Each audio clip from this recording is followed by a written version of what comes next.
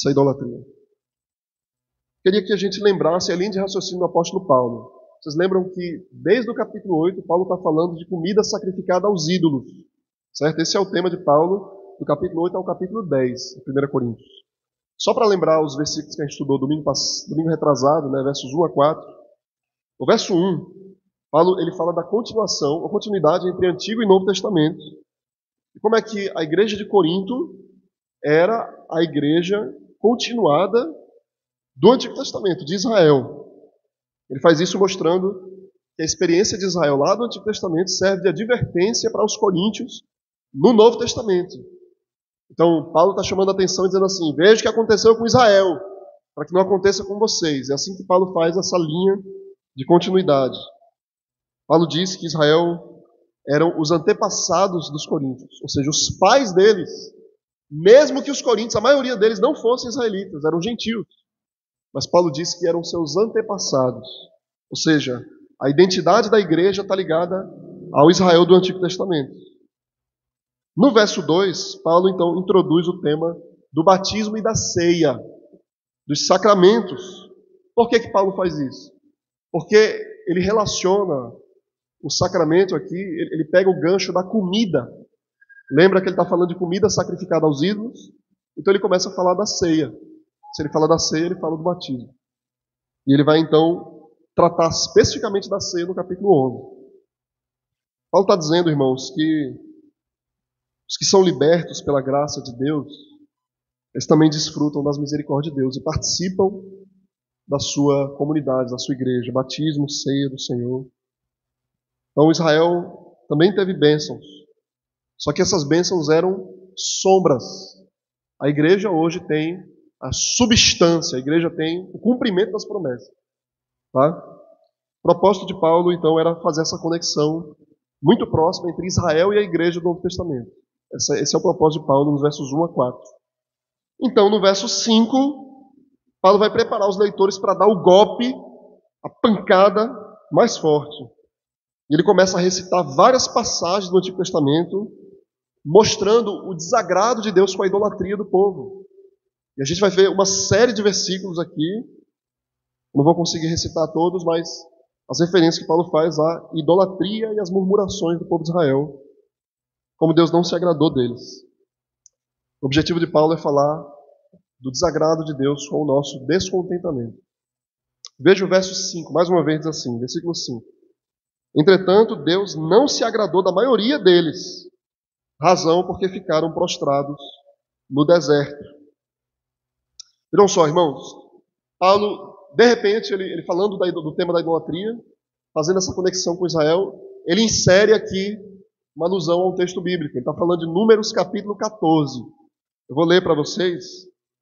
Acho que é conveniente que a gente leia. Se você abrir a sua Bíblia lá em Números capítulo 14, por favor, os versos 29 e 30. Números, quarto livro da Bíblia. Números capítulo 14, versos 29 e 30.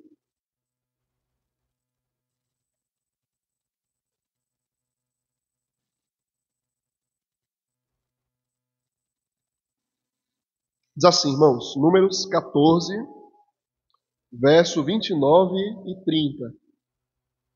Neste deserto cairá o vosso cadáver, como também todos os que de vós foram contados segundo o censo, de 20 anos para cima, os que dentre vós contra mim murmurastes. Não entrareis na terra a respeito da qual jurei que vos faria habitar nela, salvo Caleb, filho de Jefoné, e Josué, filho de Nun. Então o apóstolo Paulo está fazendo referência a esse episódio aqui, em que o povo de Israel murmurou no deserto, e Deus derrubou, né? Ele matou algumas pessoas ali. Tá? Esse episódio ele é muito enfatizado no Novo Testamento, ele fica muito na memória dos escritores do Novo Testamento. Ele é simbólico, mostra como é que Deus não se agrada dos nossos murmúrios, do nosso descontentamento. Só que ele está falando de idolatria. Por exemplo, Hebreus capítulo 3, verso 17, que a gente leu aqui agora, na leitura continuada, diz assim, contra quem se indignou por 40 anos?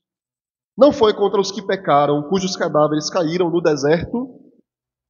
Deus se desagradou dos israelitas, da primeira geração dos israelitas, que caminhou no deserto porque eles viviam murmurando. Eles murmuravam de muita coisa. Eu vou mostrar para vocês.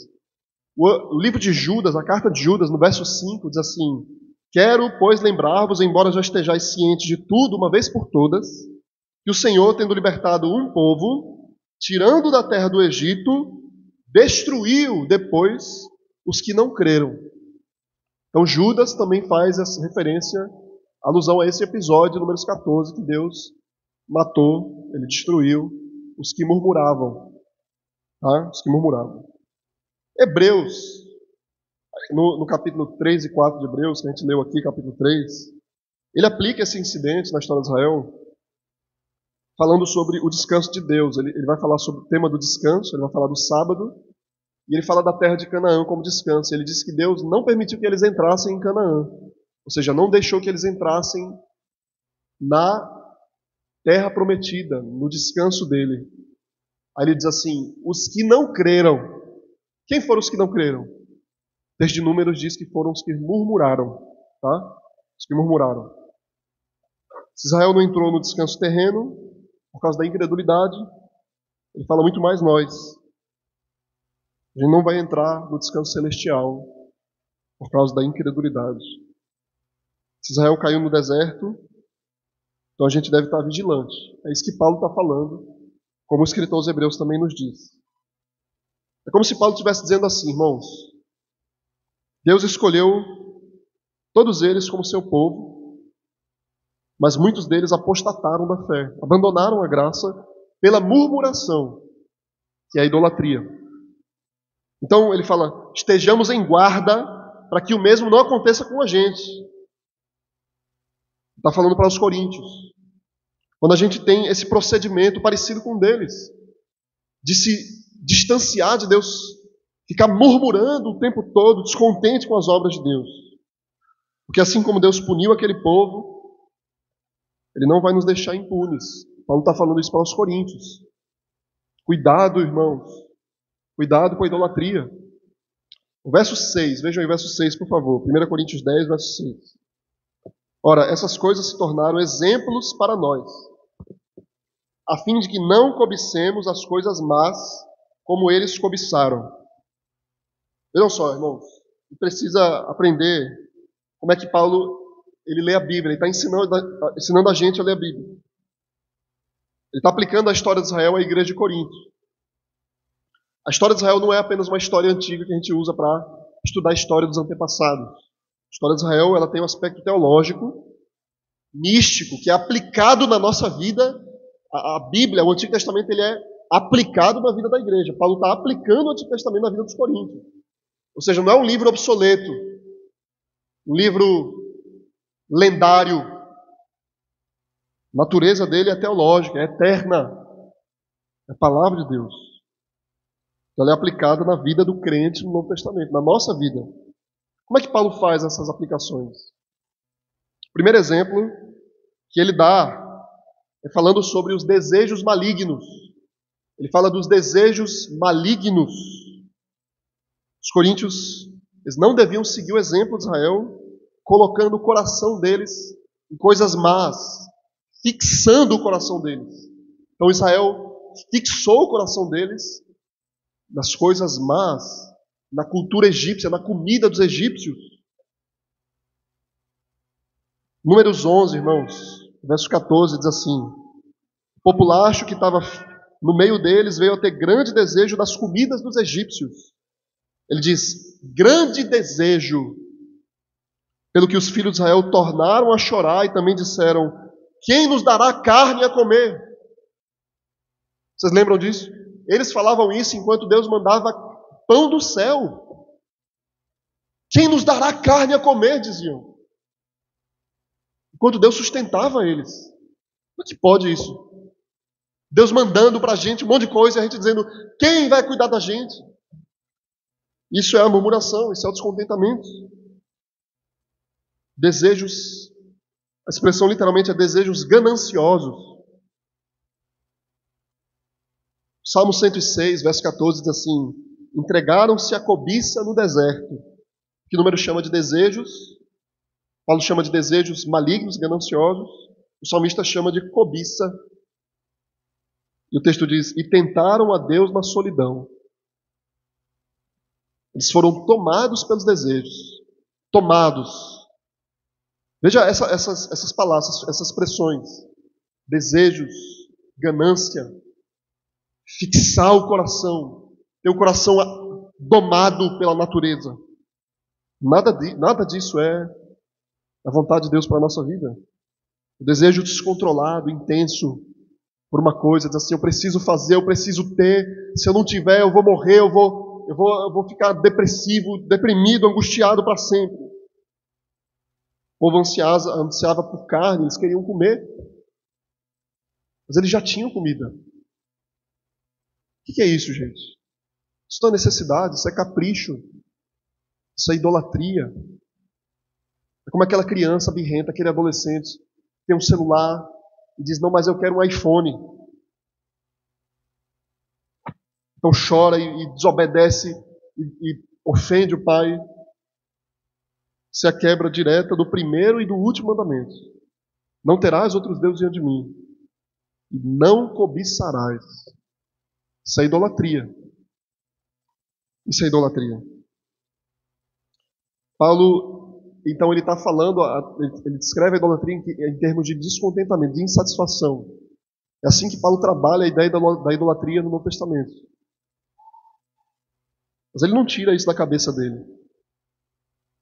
Isso vem exatamente da experiência do povo de Israel. O texto diz que eles desejavam e que eles murmuravam. O tempo todinho eles murmuravam sem parar. Você lê o livro de Números, você fica com raiva do povo de Israel. Você fica chateado o tempo todo. Rapaz, de novo esse povo está... Até que cai a ficha e você percebe que é você ali. O verso 7 diz assim, irmãos: não vos façais, pois, idólatras, como alguns deles. Enquanto está escrito: o povo assentou-se para comer e beber, e levantou-se para divertir-se.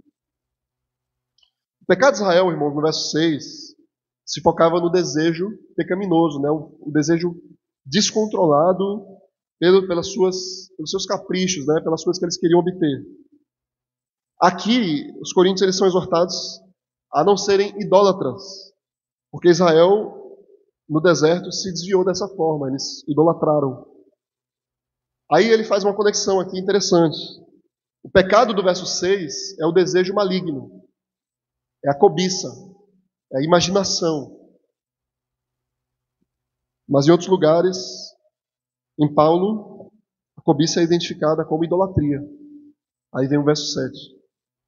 Por exemplo, Efésios capítulo 5, verso 5, Paulo diz assim: sabei, pois, isto: nenhum incontinente, ou impuro, ou avarento, a palavra avareza aqui é cobiça, que é idolatria, tem herança no reino de Cristo ou de Deus.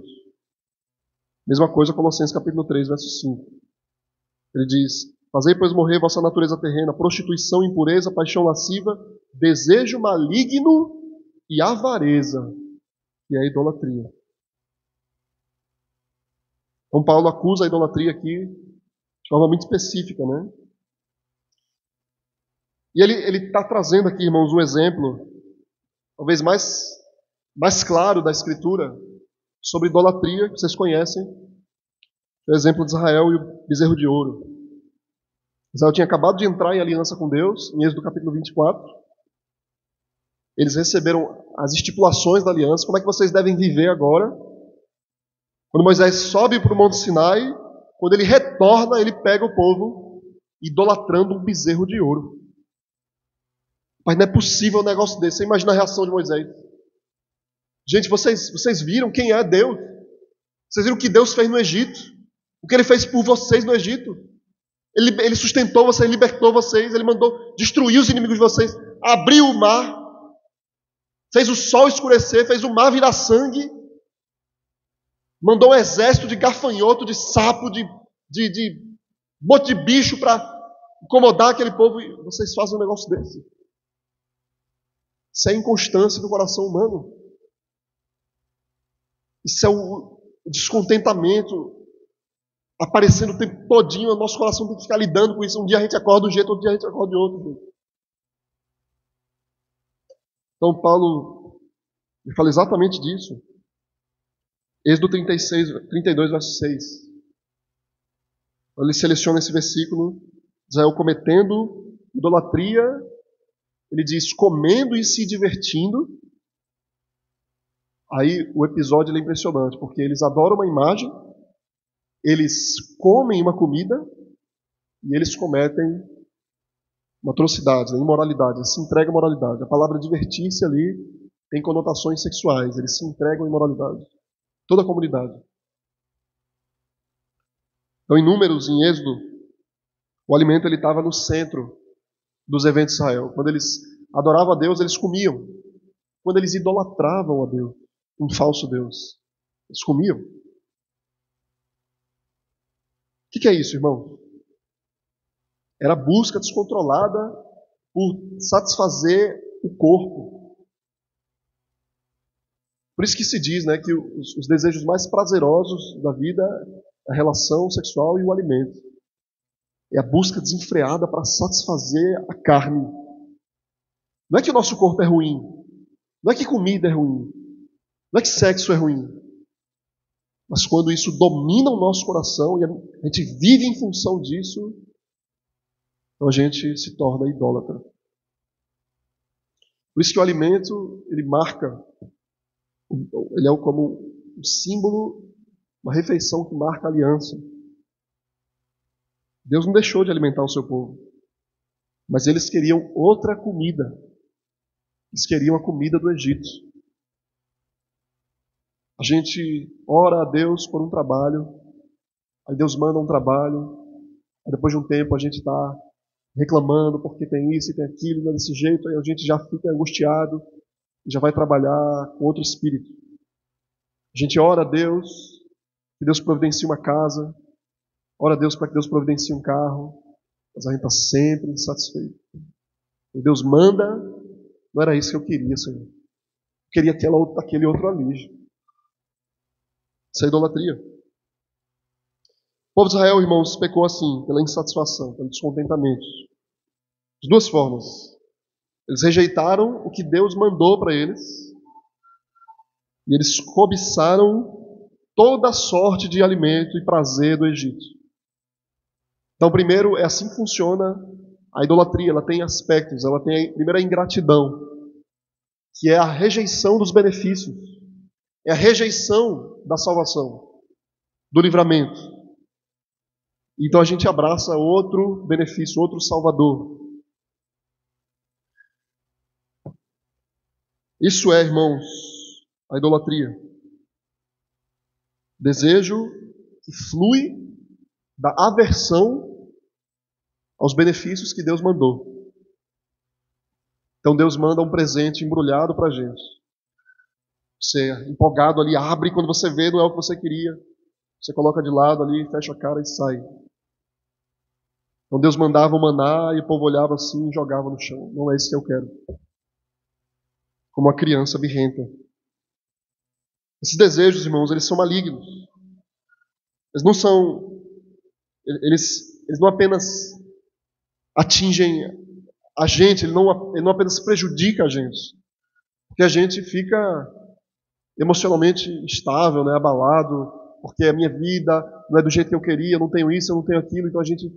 Mas muito mais do que isso, esses desejos, eles atingem a Deus.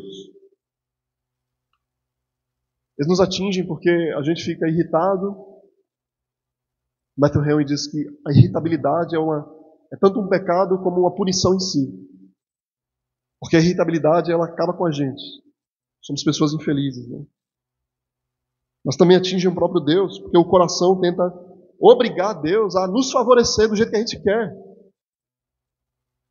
Deus, eu quero isso aqui agora, determino isso aqui. Mas não vem, o tempo todo eu estou falando e só vem a imagem de uma criança, né? Uma criança mimada, que o tempo todo quer o que Deus não dá para ela. Hoje existe essa teologia da cobiça. Eu determino que você me dê isso. Eu determino, Senhor. Eu não aceito essa condição. Eu não aceito essa vida. Isso é a teologia da idolatria, da cobiça. Isso é idolatria. Verso 8, por favor, diz assim: não pratiquemos imoralidade como alguns deles o fizeram. E caíram num só dia 23.000. Aí Paulo agora traz uma terceira advertência. Ele faz referência ao episódio número 14. Ele faz uma referência ao episódio de Êxodo 32, a adoração do bezerro. Agora ele faz uma referência a números 25, episódio de Baal-Peor. Os coríntios são alertados aqui a não seguir o exemplo de Israel, que cometeu idolatria através da imoralidade sexual. A gente já viu lá em 1 Coríntios capítulo 6, como os coríntios foram exortados a fugir da imoralidade. Só que agora Paulo ele apresenta um novo princípio aqui. Ele liga a imoralidade à idolatria, ao ídolo. Então, o que aconteceu em Números 25? Se você abrir lá a sua Bíblia, por favor, em Números capítulo 25, versos 1 a 3. Vale a pena a gente ler esse texto. Números 25, versículos 1 a 3. Por favor, irmãos.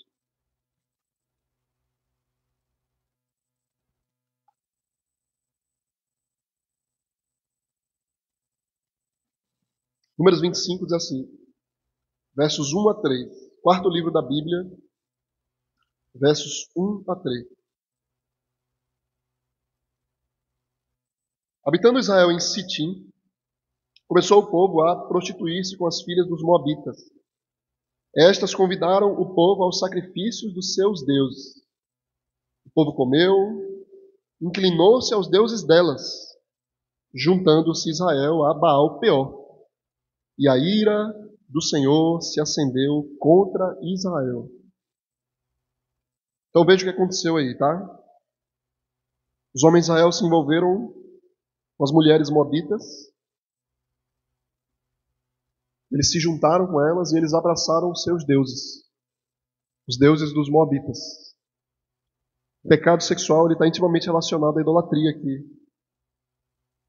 E o ato de comer sacrifício oferecido a outros deuses. Então, irmãos, é muito interessante porque Números 25 ele diz que a ira de Deus, o verso 3 fala que a ira de Deus se acendeu contra Israel porque Israel se juntou a Baal-Peor. Não é isso que diz? Números 25 fala, juntando-se Israel a Baal-Peor, a ira do Senhor se acendeu contra Israel. Então, Moisés ele fala que a ira de Deus se acendeu porque eles adoraram o falso Deus. Mas Paulo diz que o castigo de Deus veio sobre eles por causa da imoralidade. Então, Paulo ele observa na prática que a imoralidade e a idolatria eram basicamente a mesma coisa.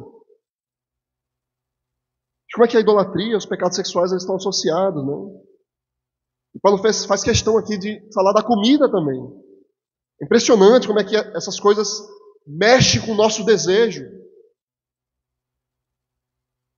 Quantas vezes, irmãos, a gente se afasta do Senhor, nosso coração esfria por causa de pecados sexuais, ou por causa da glutonaria, ou por causa da bebida. Imagine se a sexualidade e a comida não fossem uma tentação. Paulo quer ensinar para a gente que a incredulidade leva ao descontrole dos nossos desejos. A incredulidade ela é uma coisa orgânica, ela mexe com o nosso corpo. Isso é tremendo, né? Isso é impressionante.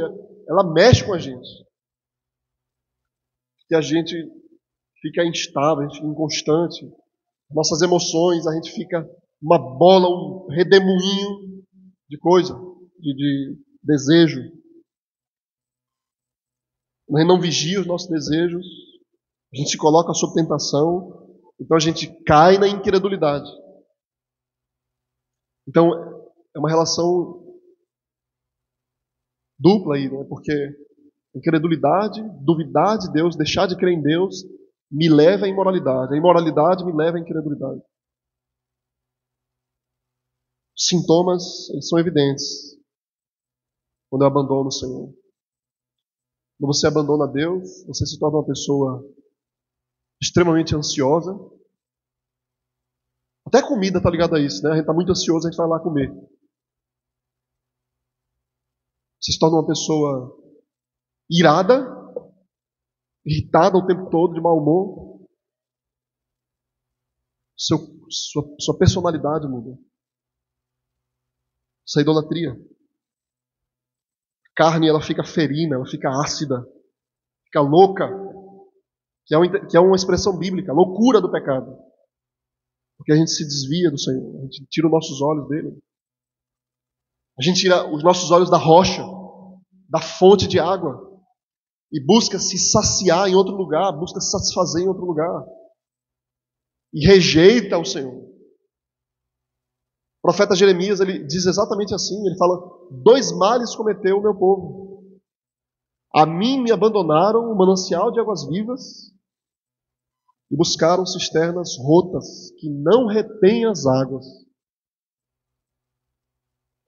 Como você olhar para o mar e rejeitar o mar, ou rejeitar uma nascente, um rio, e preferir uma caixa d'água furada, que a água vai embora. Isso é idolatria. Deus deixou de ser a nossa satisfação. Verso 9, irmãos, diz assim: não ponhamos o Senhor à prova, como alguns deles já fizeram e pereceram pelas mordeduras da serpente. Aí agora Paulo faz referência a outro episódio na história de Israel. 4º exemplo. Os coríntios, eles provaram Deus, como Israel fez. Em Números capítulo 21. Não vou ler o texto, mas Números 21, versos 5 a 9. O povo de Israel abandonou o Senhor pela incredulidade, pelo descontentamento. E Deus puniu o povo com serpentes. Ele mandou serpentes para matar o povo. Aqueles que foram mordidos poderiam ser salvos se eles olhassem para a serpente que Deus levantou. Deus levanta uma serpente de bronze no deserto e diz: quem olhar para essa serpente vai ser curado do veneno das serpentes. Então Paulo está fazendo referência a esse texto aqui. Aqueles que pereceram pelas mordeduras da serpente, Números 21. Paulo diz que eles provocaram a Cristo. Mais uma vez, Paulo está dizendo que Cristo estava lá. Agora, Cristo, ele não era só rocha, coluna, fogo. Ele era o pão. Ele era aquela serpente levantada no deserto. E ele era o anjo do Senhor que protegia eles e mandava o maná para eles. Eles tentaram o Senhor. Paulo diz que eles tentaram a Cristo. João usa essa mesma história, irmãos, da serpente, só que para falar de salvação. João 3, 14 e 15. Mas Paulo, ele fala de juízo. Porque os que murmuraram contra o Senhor sofreram com as mordeduras da serpente. Números 21, versos 5 e 6, assim, irmãos. O povo falou contra Deus e contra Moisés. Por que nos fizeste subir do Egito? Para que morramos nesse deserto, onde não há pão nem água, e a nossa alma tem fastio desse pão vil. Está dizendo todo dia esse pão. Estou cansado desse pão, Deus. Então o Senhor mandou entre o povo serpentes abrasadoras que mordiam o povo. E morreram muitos do povo de Israel. Na linguagem do Salmo 78, o salmista diz assim: tentaram Deus no seu coração. Veja, já no Antigo Testamento ele fala da idolatria em termos espirituais, né? Em seu coração, pedindo alimento que lhes fosse do gosto. Salmo 78, 18. Alimento que fosse do gosto, do capricho deles. Isso é o Antigo Testamento. Mostrando que a idolatria é uma coisa muito mais profunda e precisa do que você levantar uma estátua. E uma coisa importante, irmãos, ele diz assim, eles falaram contra Deus e contra Moisés. Quer dizer que muitas vezes você acha que você não está idolatrando quando você não blasfema, né? Deus, Por que você faz assim? Por que o Senhor diz assim? Por que o Senhor faz... A gente acha que a gente não peca quando a gente também fala contra aquilo que Deus coloca na nossa vida.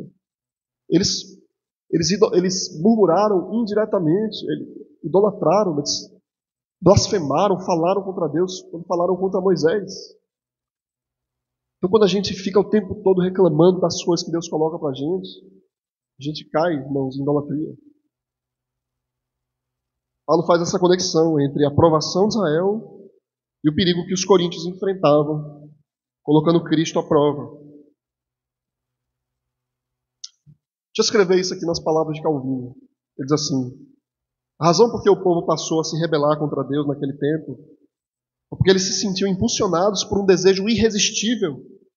Eles não conseguiam esperar com paciência a chegada do tempo determinado pelo Senhor. Eles não tinham paciência. Então a raiz desse mal, que Paulo adverte aqui, é a impaciência que se revela quando a gente tenta antecipar as ações de Deus na nossa vida. A gente não se põe sob a sua direção. A gente não se submete à sua direção, à sua vontade. A gente espera que Ele concorde com as nossas exigências. Isso é idolatria. O que é tão impressionante que Paulo faz aqui, irmãos, na interpretação dele, é que ele mostra que Moisés não era o grande líder de Israel. Era Cristo. Era Cristo. Deus revelou a benevolência dele aos israelitas em Cristo Jesus. Quem era a rocha? A rocha era Cristo. Os benefícios vinham de Cristo. Esse Cristo, ele estava no início do ministério de Moisés, lá na sarça ardente. Era o guia da igreja, desde o início até hoje. Quem é, irmãos, o nosso pão? Quem é a nossa rocha? O nosso Redentor, Cristo Jesus. Verso 10 diz assim: nem murmureis como alguns deles murmuraram e foram destruídos pelo exterminador. Aí vem agora o quinto e último exemplo que exorta os coríntios a não murmurarem e reclamarem como Israel fez. Israel murmurou pela falta da comida. Por que é tão importante, tão significativa a comida? Porque a comida é uma coisa diária e é um sustento imprescindível. Nós não podemos viver sem comida. Então, a coisa mais básica da nossa vida se torna o nosso ídolo. Eles murmuraram pela falta de água. Eles murmuraram pela dificuldade do deserto, Números 11. Eles murmuraram com a liderança de Arão, Números 16. Com o juízo, a morte de Corá, Datã e Abirão, Números 16, 41. Especialmente, eles murmuraram sobre a promessa de Deus de levar eles para a terra. E a terra não chegava e eles murmuravam contra Deus. Aí Paulo diz assim, se você abrir a sua Bíblia, irmãos, eu vou pedir que vocês abram. Importante, Filipenses capítulo 2, versos 14 e 15, por favor. Filipenses 2, versos 14 e 15.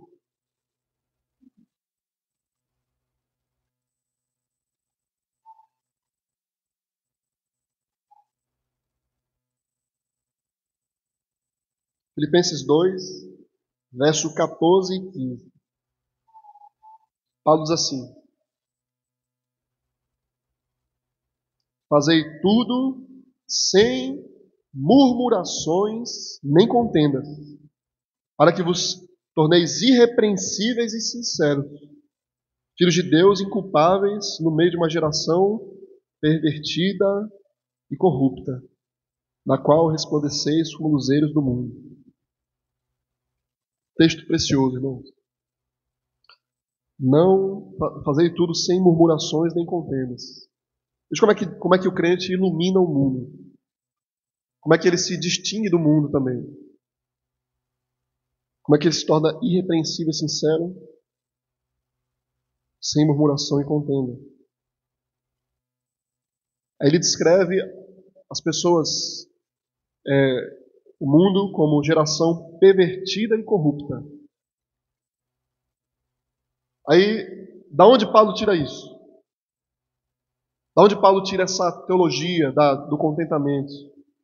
Não murmure, para que vocês não sejam como essa geração pervertida e corrupta. Da onde Paulo tira esse xingamento pervertido e corrupto? Da lei. Deuteronômio 32, verso 5. Os israelitas que murmuravam, Moisés diz assim, procederam corruptamente contra ele. Já não são seus filhos, e sim suas manchas. É geração perversa e deformada.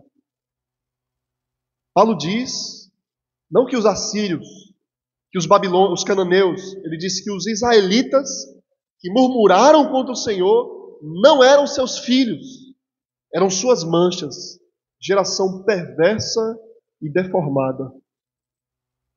É disso que Paulo está falando aqui. Quem não eram seus filhos? Aqueles que não abraçaram o Senhor como a sua fonte, seu tesouro, sua alegria eterna. A murmuração representou ali, irmãos, o desvio do Senhor. Eles foram mortos pelo destruidor, Paulo diz. O destruidor. Thomas Watson, irmãos, fala que a murmuração é a música do diabo. Quando a gente fica murmurando, é como se a gente estivesse cantarolando, cantando para o diabo ouvir. Matthew Henry fala que as pessoas que se queixam são as que mais são motivo de queixa. As que estão o tempo todo reclamando da vida são as que mais perturbam. Descontentamento é uma doença. E Paulo diz, verso 10, mais uma vez, ele fala: não murmureis, como alguns deles murmuraram e foram destruídos pelo exterminador. O que Paulo está falando? Né? Interessante, existe um episódio na vida de Israel em que muitos homens foram mortos, mas Paulo diz que foram mortos pelo destruidor. Então aquelas pessoas que murmuravam que eram mortas, ele fala que foram mortos pelo destruidor. É interessante, irmãos, que em Êxodo capítulo 12, na Páscoa, vocês lembram?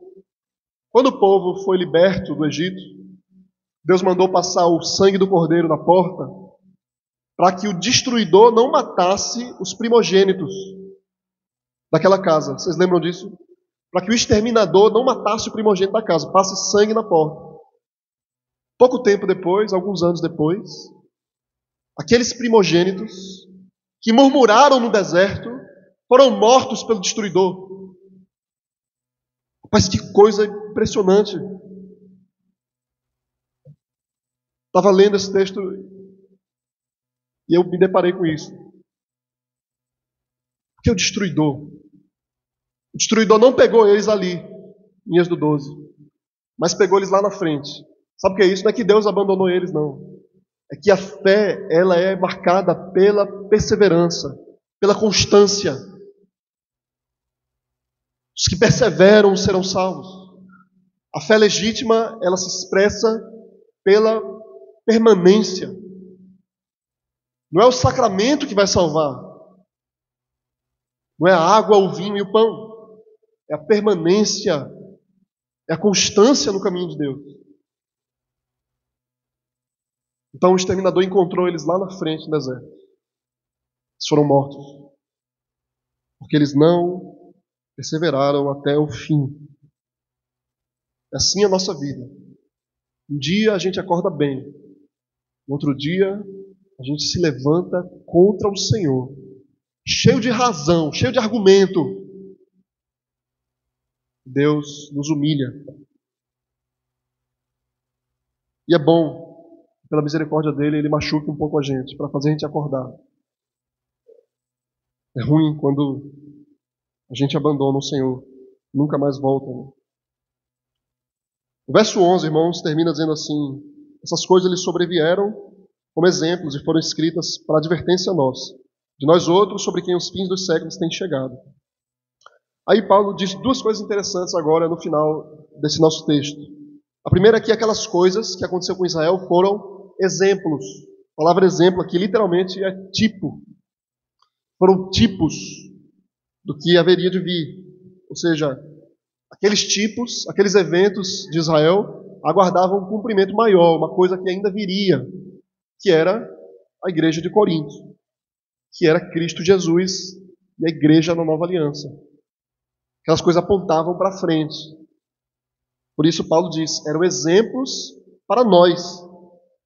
A outra coisa interessante é que ele fala que essas coisas aguardavam seu cumprimento nos últimos dias. Ele fala que para nós que vivemos nos últimos dias.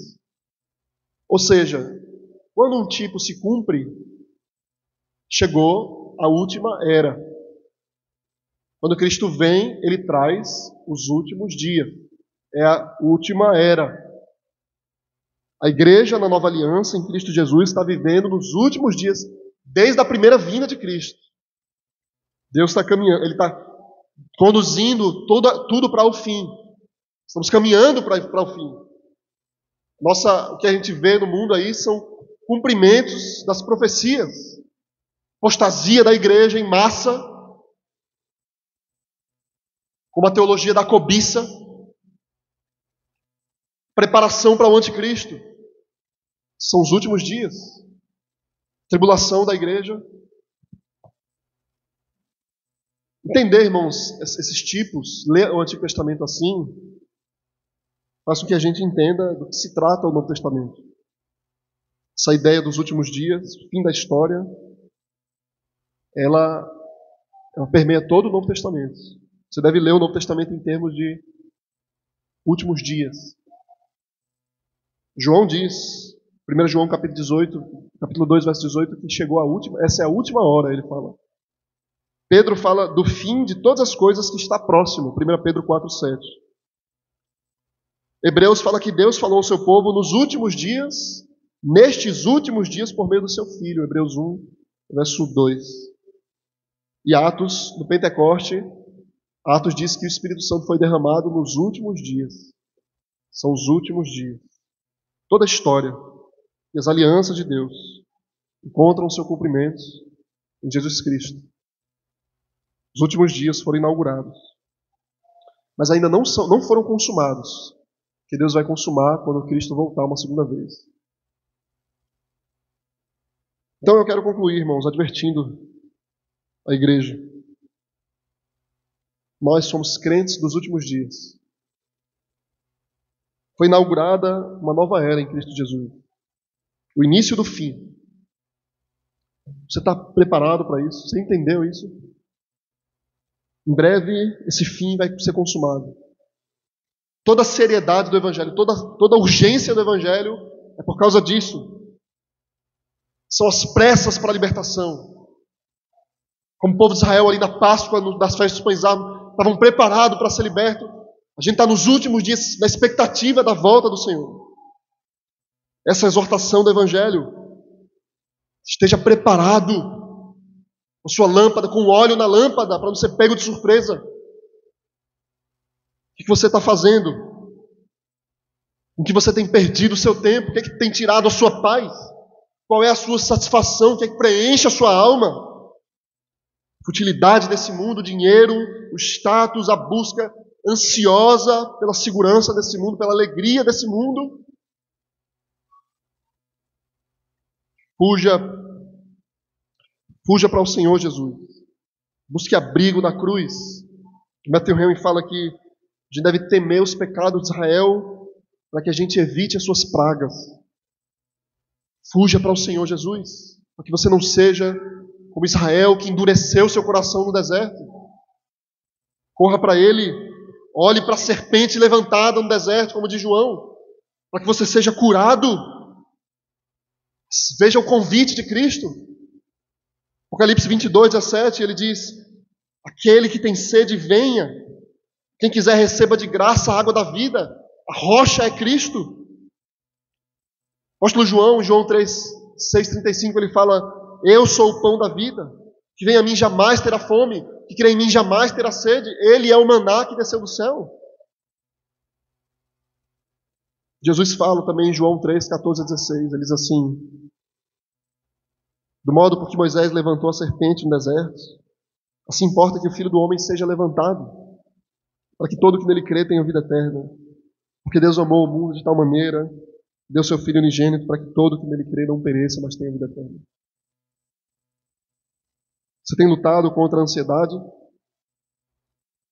contra o descanso no Senhor, que levou sobre si as suas dores, chorou suas lágrimas. Ele se cansou por você, foi rejeitado por você. Você luta contra pecados sexuais, contra o vício, contra a glutonaria, contra a ira. Então seja diligente, olhe para o Senhor, não pare de buscar o Senhor Jesus, até encontrar Ele de verdade, até que você sinta que Ele é tudo para você, que Ele é seu tesouro. Leia mais a Bíblia, jejue, ore mais, use mais o que Deus tem mandado para você. São coisas simples que Deus tem dado para a gente. Nada de espalhafatoso, como Ele mandou o maná, como Ele mandou a codorniz, como Ele extraiu água da rocha. No deserto, sem pompa, Ele manda para nós o que a gente precisa. Ele manda a sua palavra. Ele manda um irmão que vem exortar você. Ele pede que você se ajoelhe na sua cama para orar. Você faça um culto com a sua família. Você vá para a igreja. Você escute a palavra. Se aproprie disso. Desfrute disso. Ele seja o seu tesouro. Você possa dizer como os salmistas falavam, sinceramente. Salmo 42, verso 1 a 2, o salmista diz: como suspira a costa pelas correntes das águas, assim por ti, ó Deus, suspira a minha alma. Minha alma tem sede de Deus, do Deus vivo. Quando irei, me verei perante a face do Senhor. O Salmo 18, Davi diz assim: eu te amo, ó Senhor, força minha. O Senhor é a minha rocha, a minha cidadela, o meu libertador, o meu Deus, o meu rochedo em que me refugio, o meu escudo, a força da minha salvação, o meu baluarte. O Salmo 27, o salmista diz: o Senhor é a minha luz, a minha salvação, de quem terei medo? O Senhor é a fortaleza da minha vida, a quem temerei? O Salmo 63, irmão, diz: ó Deus, Tu és o meu Deus forte, eu te busco ansiosamente. A minha alma tem sede de Ti, o meu corpo Te almeja como terra árida, exausta, sem água. Assim eu Te contemplo no santuário para ver a Tua força e a Tua glória, porque a Tua graça é melhor do que a vida, os meus lábios Te louvam. O Salmo 73. Quem mais tenho eu no céu? Não há outro que eu me compraza na terra. Ainda que a minha carne e o meu coração desfaleçam, Deus é a fortaleza do meu coração e a minha herança para sempre. Amém, irmãos. Vamos colocar de pé, vamos orar e louvar o Senhor. Senhor Deus maravilhoso, és tudo para nós, Senhor. Nossa rocha, nossa água, nosso pão. Tu és, Senhor, nosso refúgio, nossa fortaleza, nosso baluarte. Tu és a nossa luz, o nosso libertador. Possamos nos satisfazer em Ti, Senhor, encontrar em Ti que nós tanto precisamos. Ó Deus, que possamos amadurecer, Pai, e isso possa se manifestar na nossa vida, para que vivamos irrepreensíveis, sem murmurações nem contendas. Sejamos luzeiros desse mundo, distintos dessa geração perversa e corrupta, Deus. Possamos Te honrar, Pai, estando totalmente satisfeitos no Senhor. Em nome de Jesus. Amém. Vamos louvar o Senhor, irmão.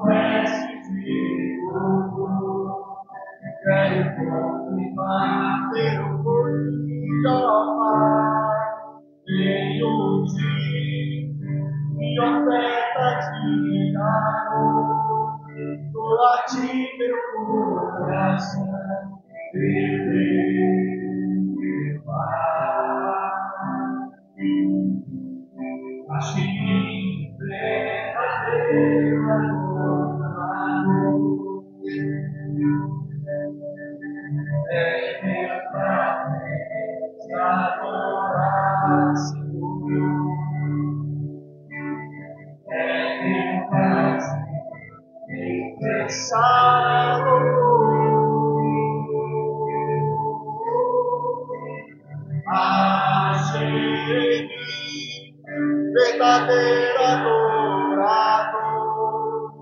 com vestes de ouro, quero contemplar teu filho, ó